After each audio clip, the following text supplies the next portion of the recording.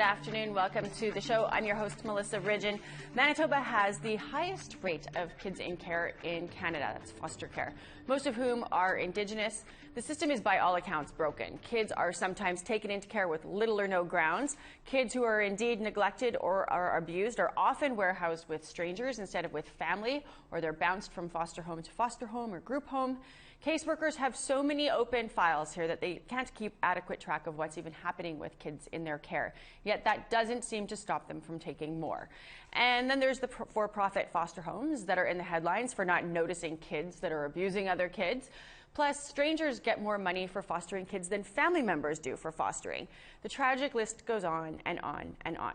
Today, we are putting Manitoba's embattled child welfare system in focus. We invite you to call in, of course, but we remind you that it's illegal to identify children who are in care, so that actually also means that you can't identify yourself if you're related to a child with an open CFS file in Manitoba or anywhere else. Our phone lines are open. You can call us toll-free at 1-877-647-2786. You can also tweet us at APTN InFocus. So let's do a quick rundown of the child welfare system, the history in Manitoba. In the late 1990s, the Manitoba government created dozens of Indigenous child welfare agencies. It was called devolution, and the idea was that Indigenous organizations would do a better job at child welfare matters. But the government funded these agencies based on the number of kids that they apprehend. So agencies had financial incentive to take and keep kids in the system. And it creates a spin-off multi-million-dollar foster and support industry. In 2017, a newly elected progressive conservative government said that enough was enough. The system had to be reformed to reduce the number of kids in care. They rounded up a whole bunch of knowledgeable people to do a review of the child welfare system, and a year later, they got their report. The report is called Transforming Child Welfare Legislation in Manitoba, Opportunities to Improve Outcomes for Children and Youth. In it, a number of revolutionary recommendations. I'm joined today by two people, or one person who is on that committee. Hopefully we'll be joined by a second. Sherwood Armbruster, he was on this committee. Thanks for joining us.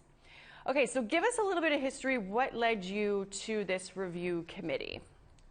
Thanks for having me, Melissa. So I'm glad you could join us. After I graduated from law school, I felt like the sense of that the best way to maybe influence the world would be to be involved with children and families from hard places. And so rather than go to work in a law firm and practice, I took a job in youth care in a group home, which is called a residential treatment home. They still use that kind of language about these facilities. And it was 4 years, I guess that was my first exposure to child welfare before I'd had children or got married. And I learned very quickly within that environment that the children in level 5 group homes are not born as level 5 group home children. They're actually created by this system.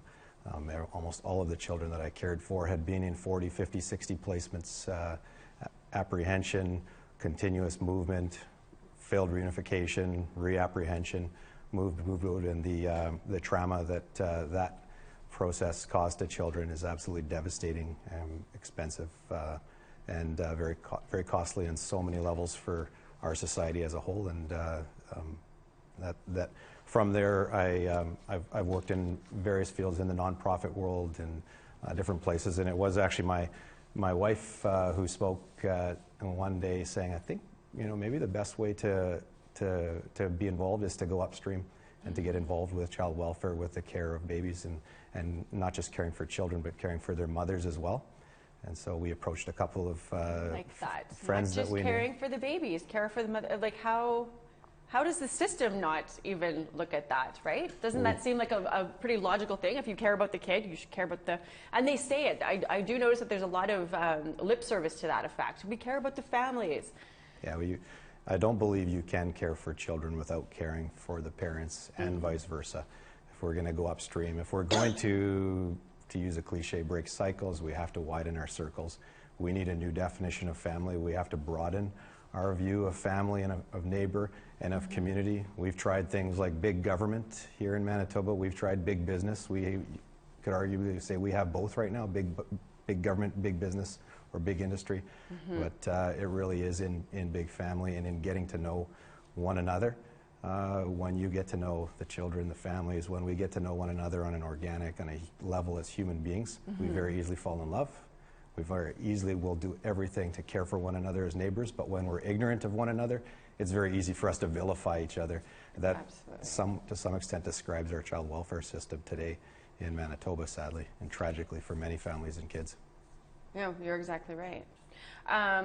So how did you feel when so the province approaches you to say, hey, we want to do a review of a system that we know is broken. Even people in the system know it's broken. I'm not editorializing by saying it's broken. Everybody knows it's broken. Politicians, the people whose kids are in the system, people who work in the system, everybody knows. So they come to you and say, hey, we want to do this review. We need a committee. Do you want to be on the committee? How do you look at this task before you? I mean, it's pretty monumental. Sure. So, I always start with a premise of hope. As all good things start in the dark, whether it's a seed in the ground or in a womb, there's a place of darkness. There's always, so Manitoba, just the fact that we are the worst, have been the worst, doesn't mean that we're not a place where great things are possible and where there is hope. There's always hope.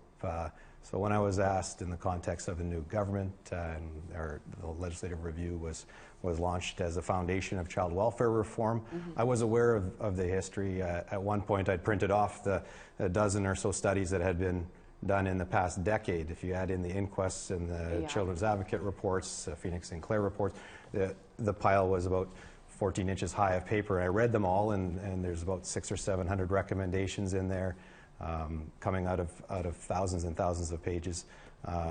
When you boil them down, someone said we've got 10,000 rules to enforce the 10 commandments. So just another study, another 60 recommendations. To be asked to be a part of that, we're realistic about it, but we're hopeful that government is taking this seriously. So was excited to be a part of the review. And we heard from a wide cross-section of Manitobans. The response was overwhelming in terms of the participation. I can only imagine. I want to get to that too, about just the process that led to this report, because the report really did boil down a lot of, you read it and you think this is a very simple fix on paper, right? But we're dealing with systems, of course.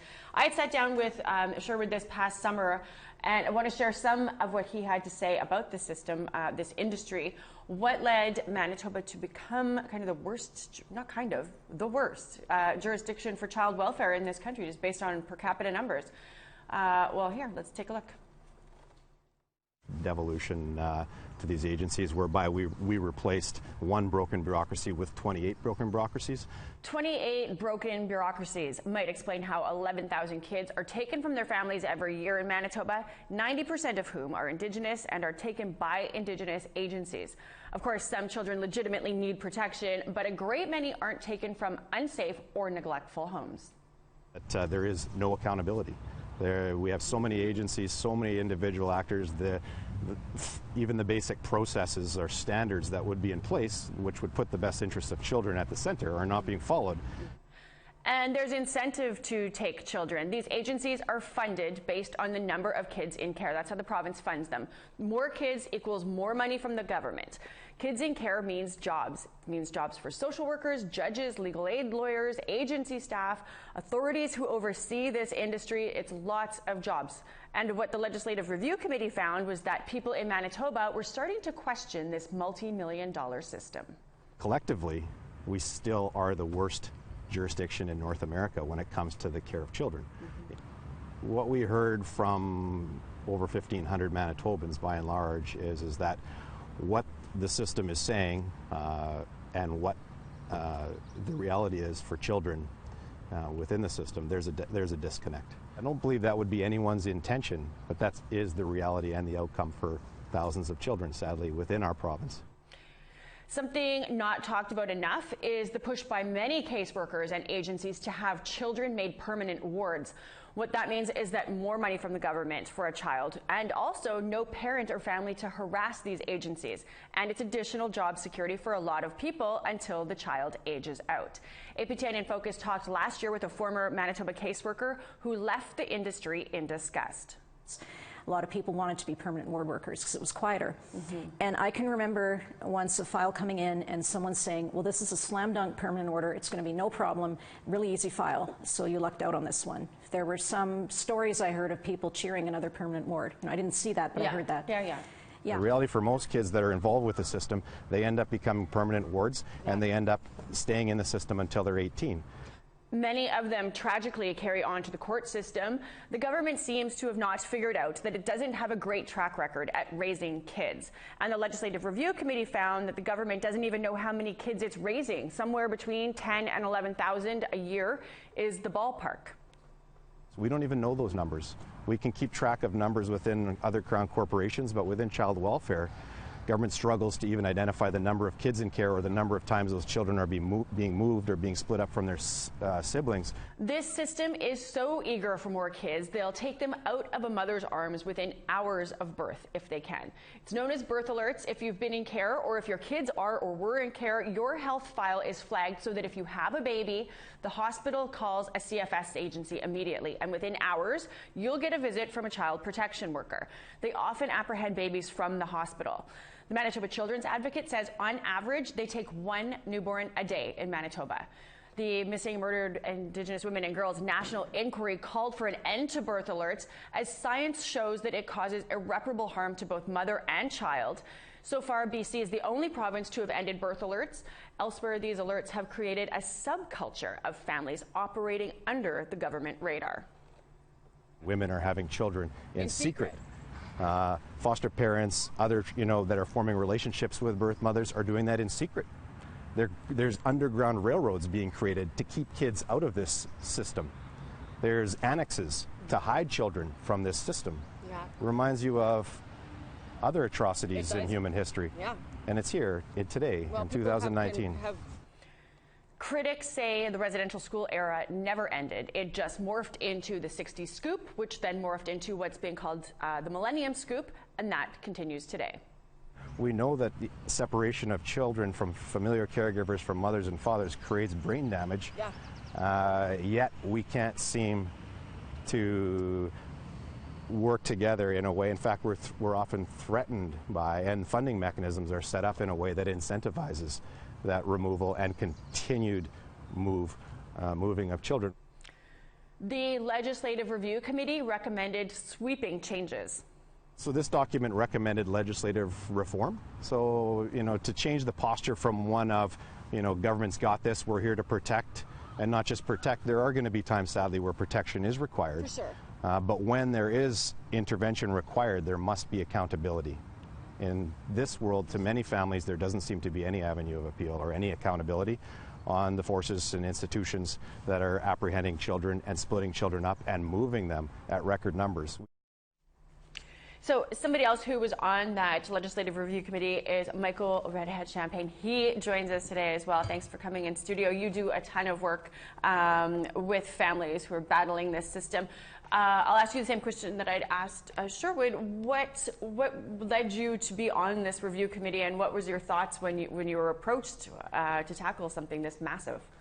I was actually approached to be on the committee when myself and helpers from Fearless R2W, a child welfare education advocacy group in Winnipeg's North End, requested a meeting with the Minister of Families so that we could hand deliver our recommendations that we've already created, 10 community recommendations of what we believe the government needs to be doing, but that was partnered with 10 recommendations for us as families in the inner city about what we need to work on. Right. And so we went there saying, here's our list of 10 things for us, but we also have 10 things for you. And in that moment, it was like, oh, hey, by the way, we're reforming child welfare. We want to do this. And I said, let's do it. Well, I have to. I have to. I was already there having conversations about recommendations that were generated from parents experiencing the child welfare system about what they felt would make things better. Yeah. So I want to hear from both of you. What was the process like when you're on? Once the committee gets going, how did you guys gather information? And Sherwood had said earlier he read the 12 or so reports that were collecting dust that had been done in the years leading up to this yet another review. But when this committee was formed, what did you guys specifically do to go out and info gather?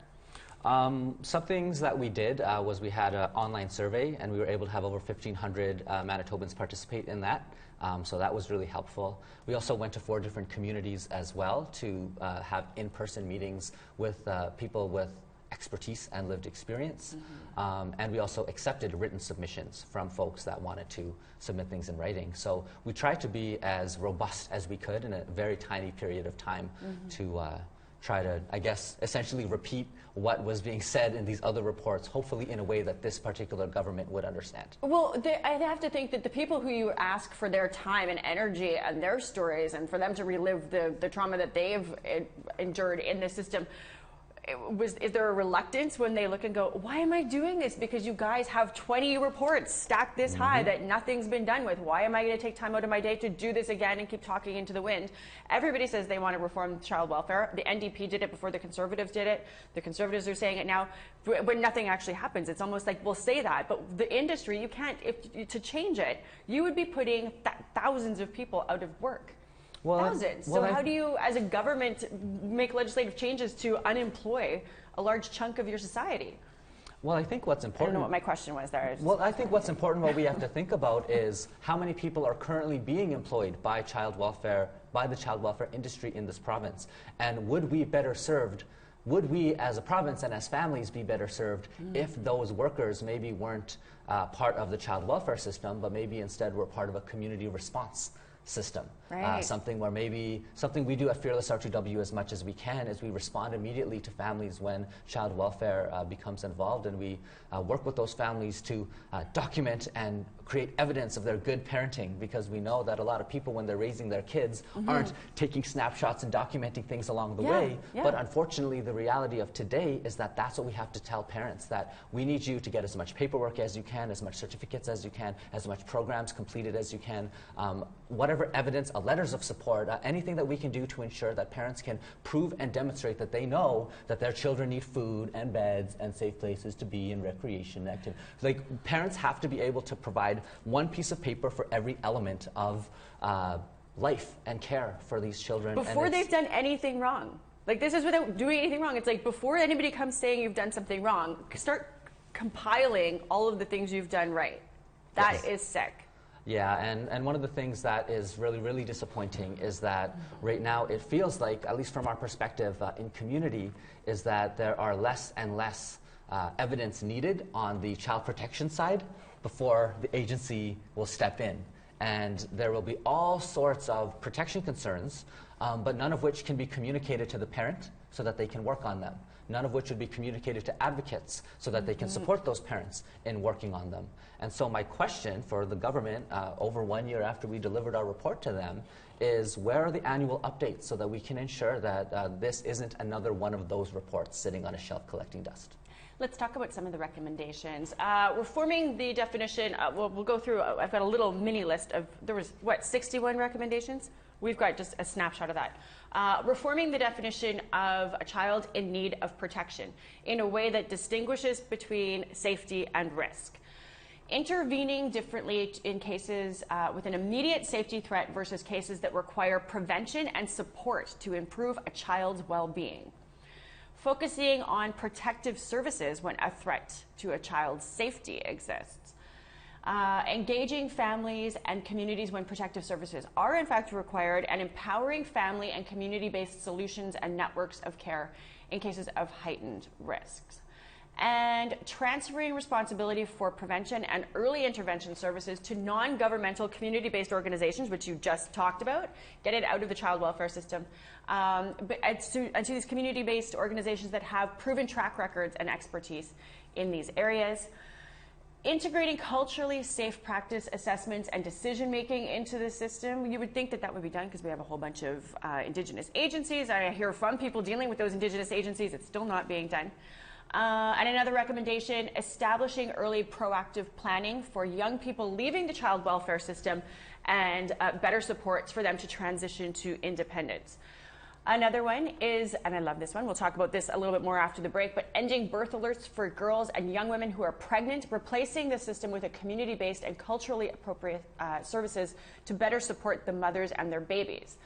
So I'll ask you this, Yes or no, because we do have to go to a break. Sherwood, did you feel like when what you guys went to the government with, did you feel like this is it? This is going to be the change? Yes or no? Yes, I wouldn't have been a part of this process if I didn't believe that this is an important document, and I still believe it can be an important document for our province and to transform child welfare. Michael, when you went with this document in hand after everything you did you feel like you were handing something over that this is going to affect the change? Yes, 100%, because we wove so many other recommendations into this report so that we weren't just saying this is our original thought, because if you read the report, there are very little original thoughts. What we're doing is rehashing ideas and concepts that have been shared ad nauseum from community members about what they feel would be better. And so we integrated things like the United Nations Declaration on the Rights of Indigenous People, United Nations Convention on the Rights of the Child, Phoenix Sinclair report, among others, just to make sure that what we were saying was in line, or at least trying to call attention to some of these reports that are not being implemented. Well, and here we are.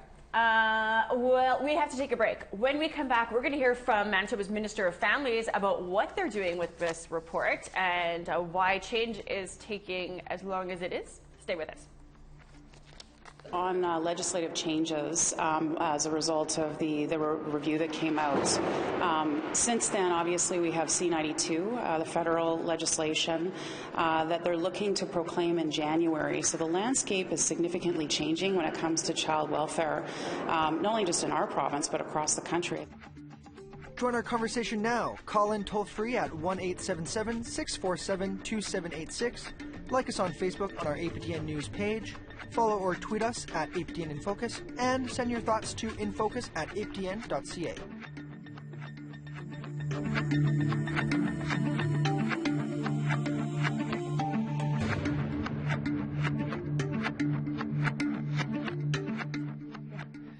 Let's go to social media now with our social media editor, Jesse Andrushko, to hear what some of you guys are saying about today's topic. Jesse. Thanks, Melissa. On Facebook, we asked, what needs to happen to stop the apprehension of kids without evidence of neglect or abuse? Roxanne said, in that case, I would call it kidnapping and have them charged for apprehending children who weren't abused or neglected. From Lorinda, criminal charges for all hospital staff and every level of governance that allows this racist behavior. Then true change where we teach these people in charge to keep their racism in their own home. Jason commented, apprehension is abuse and rights violations. Why? Because it directly violates a person's charter right to be presumed innocent until proven guilty. Once the parental alienation begins, damage is done. Teresa said, the worst thing about First Nation child welfare is that we are mandated by the province and therefore we have to follow the provincial guidelines. The province has no clue on how First Nations should take care of their own. James commented, 3 words, need judicial approval, aka a warrant. And lastly, from Joanne, all family social workers should have to go before a tribunal before any child is removed. A clear explanation of why Child Services wants to apprehend the child and what the parents need to do to keep kids in their homes. If you'd like to add your opinion to our topic of conversation, here's how. Join our conversation now. Call in toll-free at 1-877-647-2786. Like us on Facebook on our APTN News page. Follow or tweet us at APTN InFocus, and send your thoughts to infocus@aptn.ca. So we are here with Sherwood Armbruster and Michael Redhead Champagne. They served on a legislative review committee that suggested sweeping changes as to how Manitoba does child welfare. Before we get into that, what they'd come up with and what the province has or has not done, I'm very curious to hear your guys' thoughts on some of the comments on our social media. When I was going through them, I thought there's some amazingly astute people here. It's unfortunate that the legislators aren't as equally as astute sometimes. What did you, Michael, we'll start with you. What did you think of some of the feedback there? Well, I like the crazy idea of innocent until proven guilty. Yeah. Whoa. Whoa. This would change everything. It literally would. I don't think people understand, like people who are outside of the system think that there's a perception that, well, if they have your kids, you've done something, or they have some evidence that you've done something. People have no idea unless you're in the system, these people have more power than police. You don't need a warrant for any of this. You can just say, I don't know, I feel like there's a risk, and you can take people's kids. Do you think, how do we change that for the public? How do we educate them? Sherwood? Well, yeah, we certainly have a heartbreaking history of the well-intentioned stranger at the door, removing children, splitting them up, separating them, putting them in stranger care. Sadly, that's happening at a faster rate than ever here in Manitoba today. One of the themes in there is just this longing for some type of accountability or some independence. They talk about a warrant or some type of a judicial review. Mm-hmm. There are steps in place that a judge the agency has to go before a judge within 4 juridical days, whatever that means. But one of the recommendations that we made in our report was to have court-appointed volunteer advocates for every child. If the state is going to come to a home and say, we're taking your children, there should be a court-appointed volunteer advocate.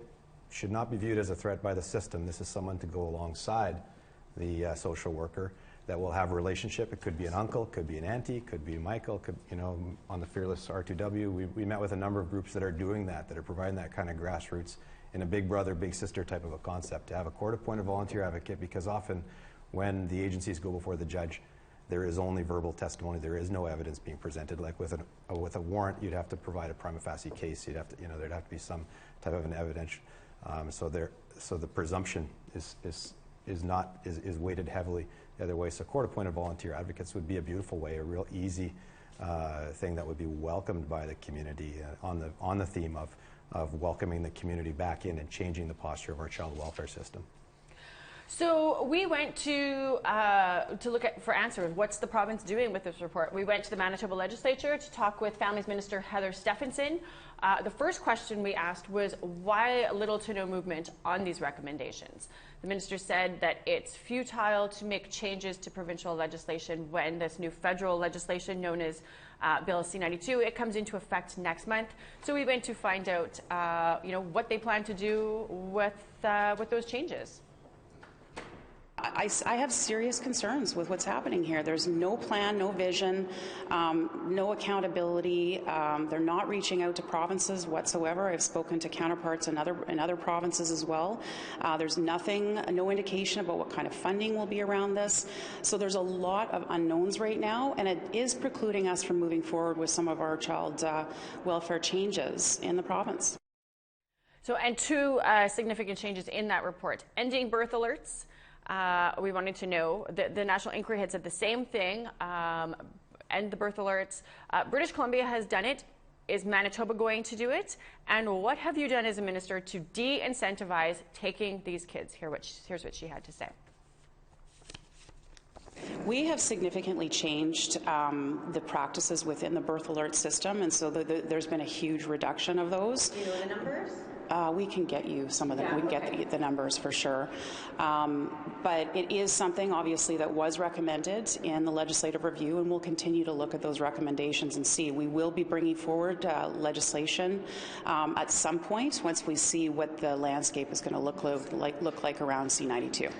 I think what's more important is whether or not we're getting positive results. And what we found from a pilot project of 8 agencies that contributed to or participated in the block funding pilot is that there was an 18% reduction in the apprehension of kids as a result of block funding. And so I'm not concerned so much about what people are saying. I'm concerned about results. So the minister there had said that there had been a reduction in the number of birth alerts. We did end up getting some figures from the Manitoba government. Preliminary information collected from child welfare authorities has shown a decrease of more than 35% in the number of birth alerts issued this year. Take a look at that, read it. 35% fewer birth alerts issued this fiscal year compared to this time last year. So I guess that's some progress, and we'll see what the annual report says in terms of how many fewer babies were taken from their mother's arms in the hospital. Michael, what do you think of what the minister had to say there? Here's the thing I loved about what the minister said, that she wants to talk about outcomes. And guess what? We want that too. We want outcomes. But one of the things that I don't trust is that if we're not measuring something, are we going to get there? And the metric that matters the most to me is reunifications. How many kids went home? How many children made it back? How many kids were able to transition from the difficulty that we were having in the child welfare system back home? That's what I want to know. I want to know the numbers, and that's the number that we have to increase, the number of reunifications. So until the province can tell me how many reunifications happened this year and how we're going to improve those for next year, I don't believe that we're focused on outcomes. I feel like we're making excuses saying we're waiting for the federal government, and we don't have time for that. Children need to be home today. Sure, what struck you from what the minister had to say? Yeah, I believe the minister means what she says, and she's principled and tough and compassionate. I believe the premier, when he launched our committee and launched us as the foundation of child welfare transformation, I believe he meant what he said, and he's a frank leader and individual of our province. And I believe that these are individuals that want to lead us out of the quagmire of our child welfare mess that we're in. And I believe that C-92 in the federal legislation presents an opportunity for our leaders to be bold. I think yesterday the headline was that 2020 is going to be the year of boldness. So with the federal legislation coming forward, I think it's an opportunity for the provincial government to show leadership, to say, learn from Manitoba's mistakes. You know, here in Manitoba, we have what looks good. We heard that we look good on paper, the system of devolution that really ended up being this Trojan horse that built these bureaucracies and this infrastructure that resulted in more apprehensions. C-92 looks like that, looks a little bit like that to some people. If we're going to just, if the result of C-92 is the creation of more government agencies, more infrastructure to carry out this kind of, if this is economic development in some, you know, tragic sense, then Manitoba needs to stand up and say, this is what has failed. Devolution, when devolution started in 2003, we had Saskatchewan-type numbers of kids in care. Now we're double. By 2014, when Phoenix Sinclair was released, our numbers had doubled, and it was the proliferation of all these agencies in the name of so-called community, but this was not true community. And like it's all fine and good for folks to talk about how they want community to take more responsibility. But one of the things that you have not seen is a shift in resources. Yeah. And so, yes, we want community to take more responsibility with even less resources. Right. And so, to me, that's not putting your money where your mouth is. No, and it's not that there's a lack of resources either, because we see that these resources are being spent all over in other little facets of the industry. We have a caller, John from Alberta, who used to work in this industry, in the child welfare system. John from Alberta, are you there now? Yes, speaking. Hey, so thanks for taking time out of your day to chat with us. Tell us a little bit about your perspective. We were just talking about Manitoba specifically, but I think that while it's the worst jurisdiction in terms of numbers, I think a lot of the problems that Manitoba has, we see in other jurisdictions as well. As a caseworker in Alberta, what are some of the things that you saw as flaws in this system? Well, I see like a lot of, from my perspective, working as a family support worker for an Indigenous agency. We got contracts through CFS, Child Family Services here in Alberta. I saw a lot of, from my perspective, I've seen a lot of discrimination towards First Nation families, Indigenous families, in that if children are apprehended, they have a very, very, they have a hard time getting their children back because it seems like they put a lot of hurdles in front of them. You know, they have to go to parenting classes or take like a domestic violence class. You know, and are these always needed? Like, do these people need to take parenting classes? Michael had been saying earlier in our show that there's, you know, you have to almost take all of these things proactively just in case one day an agency comes up and tries to take your kids. It's not that you need to take parenting classes because you're parenting wrong sometimes. It's that, so as somebody who worked in this system, did you see that there was these kind of arbitrary demands for taking courses and classes that didn't necessarily meet what the symptoms that these people would have, that they would, or signs, sorry, that they would even need to take some of these things? Did you see that? Yeah, like they don't, in my perspective, not all families have to take a parenting class. Like, there's no need for that. Some of them do. It depends on their parenting skills, but some of them don't. But it seems to me like even though they don't have, even though they're supposed to take these classes, in some perspective they don't. It doesn't really help them because a lot of families that I work with are really like low functioning, or they suffer from things like FASD, or you know what I mean? Mm-hmm. Mm-hmm. Yeah. So I'm curious, you ended up getting out of this system. What made you leave? Because it's just too much. It's just too much. It just seems like no matter how much you advocate for Indigenous families, how much you're trying to help them, it just seems like the system's always fighting against you. It just seems like they don't want them to succeed, to get better. It just seems like, I don't know, it's just too much. Like, no matter how much you help people and want them to do better, it just seems like the system's just rigged for these families to fail. That's what it seems like to me. Well, thank you, John, for taking the time to chat with us today from Alberta. I appreciate your perspective as somebody who worked in that system. We are going to have to take another break. In September, we had brought you a story of a family who lost 2 children to the system because of abuse by the woman's ex-spouse 6 years ago. They lost a child then and a baby most recently. Their story shocked many of you. When we come back, we're going to have an update from that couple on the status of their infant son who was taken from his mother's arms in the hospital by Manitoba's MCHIF CFS agency. We'll get into that after the break. Stay with us. But they can't show me anything that states why I can't have my son. Nothing. And I'm getting in contact with MLAs, MPs, and advocates and whatnot all across Canada. Like I'm reaching out everywhere because everybody's got to know what they're doing. Like this is so wrong.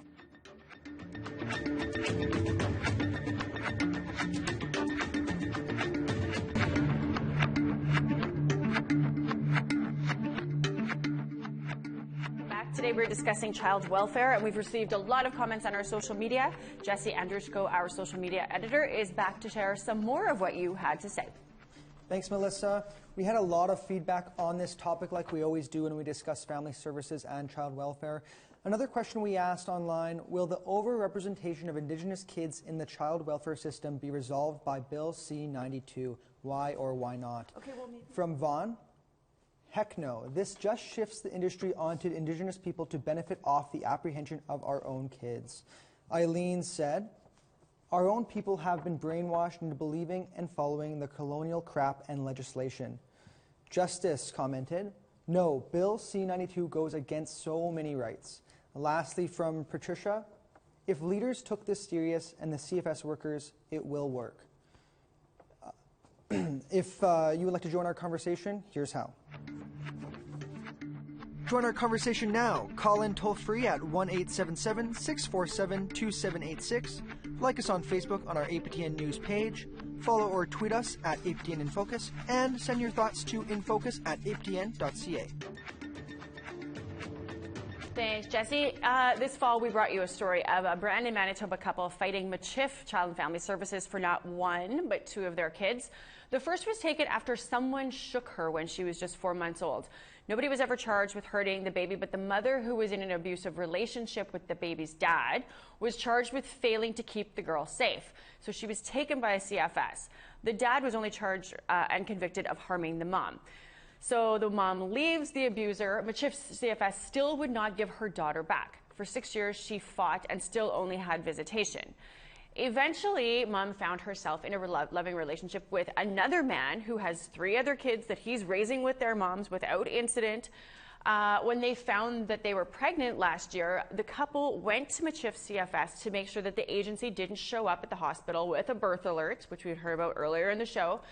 Yet, that's exactly what happened. The visits with mom's now 6-year-old daughter have stopped, and they apprehended that newborn baby boy.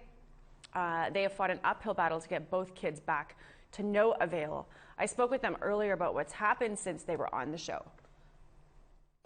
Refusing all contact unless I just get forced into supervised visitation and all this and sign a guardianship order. I haven't done anything. How do you do this to people? he's going to be up for adoption after he's in care for 18 months, which is, as far as I know, who knows, they could probably do it sooner if they wanted to. So it feels like they sold him. They sold our son on us. My daughter just turned 6. She hasn't been home since she was 4 months old, almost. And her son has never been home. Yeah. And they can't tell me why it's classified almost 8 months later. I know a lot of people are making money off my little boy. I know. I even said in an email, I will let this go. I never said I would shut up about it, but said I would let this go if they returned my son and resumed visits with my daughter. That's where we're supposed to be right now. Yeah. We're supposed to be having my daughter almost home, or if not already home already. Our son was never supposed to be taken. That's just a portion of a conversation that I had recently with a mom and dad who say they're constantly given a different reason why they can't have their kids. Their social worker told a judge under oath that she took their baby due to resistance of the parents to cooperate in the process. I was of the view that it was reasonable and probable that the baby was at risk of serious harm. The Métis CFS authority oversees Michif CFS, the agency that took the baby and continues to keep them. We invited them to come on this show to discuss Manitoba's CFS system in general, and they refused. The couple's MLA has since taken up their case and vowed to work with them to get their child back.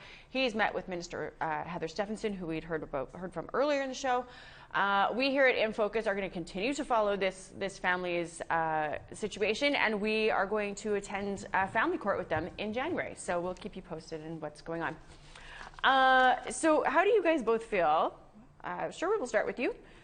You hear stories like this of just people losing, like when you hear it, you have to hear it from these people to believe that it's true. Just kids being just taken from homes because a social worker says, well, I don't know, they weren't really friendly when I came snooping around, so they must be problematic, and their kids at risk of not just injury, or their kids at risk, but of risk of serious injury or death.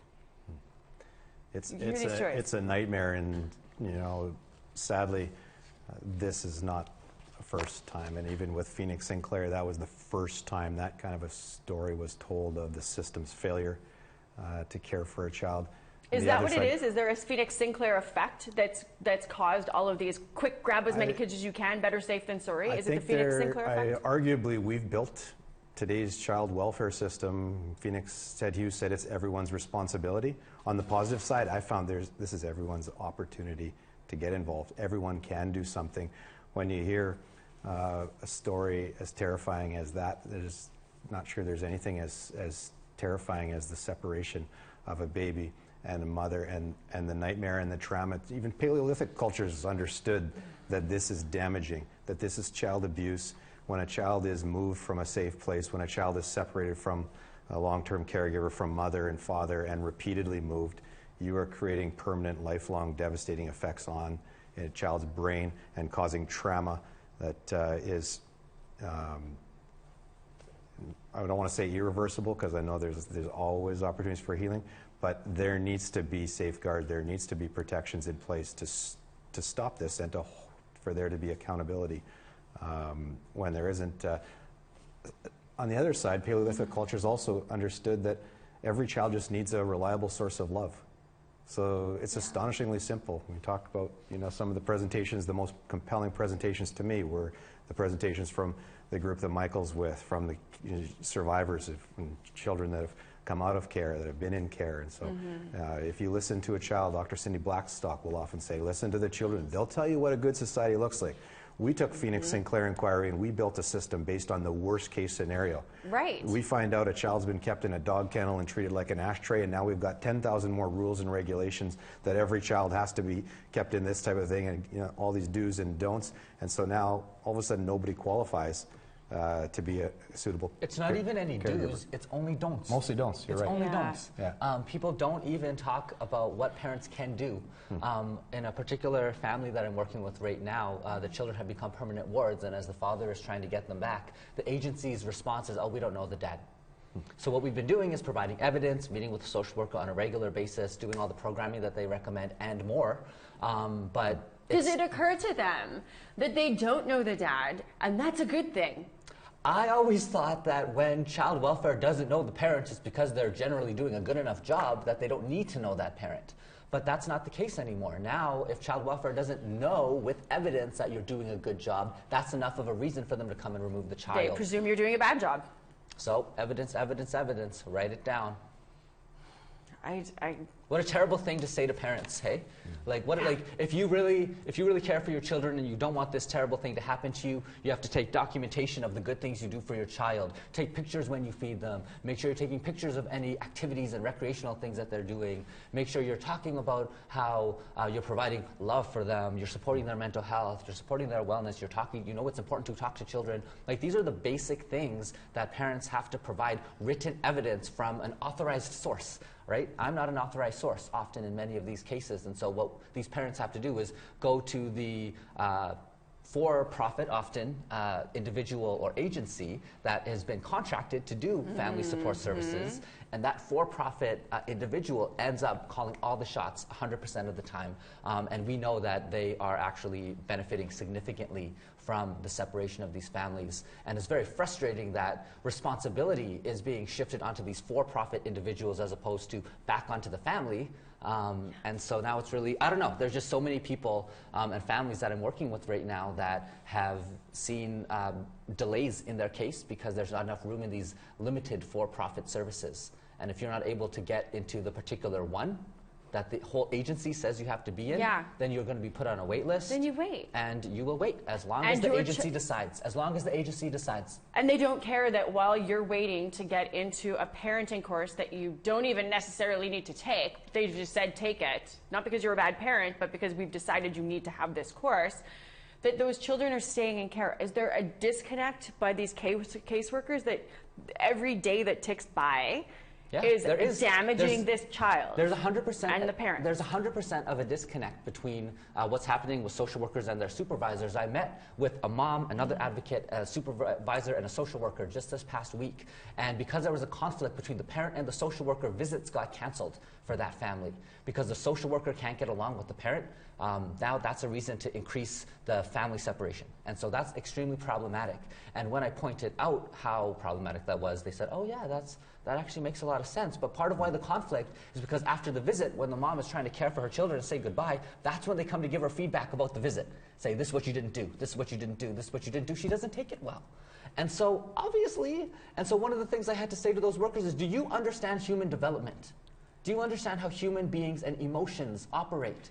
Because that's a terrible time for you to be giving her criticism about how she's parenting her child in the moment after she says goodbye to them, in your isolated cube that they have to have their visits in. So it's not humane, and I really wish that there was some type of a mechanism for families to talk about how agencies are not providing services in the best interests of the child. And often when we ask why services are not being provided, the answer that we get back as advocates is we don't have staff for that, we can't pay for overtime, we don't have budgets because of block funding. Interesting, hey? Because the agency said, or the minister just recently said, hey, one of the great things that's happened in the last year is block funding. Well, guess what? Block funding is becoming increasingly excuses for agencies to not provide services outside of Monday to Friday, 9 to 5. Why are kids being pulled out of school just so that they can go for visits when we can just as easily shift people's hours so that they can go into the evening so that parents can spend time with their children without having to interrupt their education? That's not in the best interest of the child, but it's happening frequently. Frequently. I suspect that the problem with block funding is because when you've de-incentivized apprehending the children, there's a blowback of, well, now we're getting less money. If we're getting just block funding, that's less money. And so I'm going to guess that their knee-jerk reaction is to say, well, we can't do anything because well, it's just like a lot of unions, for example. If you say, well, you've got to cut the fat over here, they don't necessarily cut the fat. They cut where it's going to hurt everybody on the front line so people see it and get outraged. Is that maybe what's happening with block funding? We're running out of time, and I probably shouldn't have asked it, but. I just think that we have to have the labor movement, the for-profit sector, governments, and civil society, nonprofit, together having these conversations. Yeah. I really think we just have to have the different sectors together having these conversations, because we can all agree that we want children to be healthy and safe. That's something that everybody can agree on. Yeah. But how we do that is really what is getting us into trouble here. And I don't want to hear organizational or budget excuses as to why we can't be human. It's one of the reasons, Michael and Melissa, why we called for an audit to see what funding is reaching children and families. The numbers will not lie. Okay. That kind of transparency and accountability to bring forth an audit to look at the numbers. Thank you, guys. That's all the time we have today, discussing yet again out-of-control child welfare systems on the eve of Bill C-92, federal changes to legislation that's going to come into effect next year. We'll keep talking about this. Thanks to Sherwood and Michael from the Manitoba CFS Review Committee for joining us, and to you, our viewers and callers. Sorry we didn't get to everybody today. I'm Melissa Ridgen. Have a great afternoon. We will see you back here next week.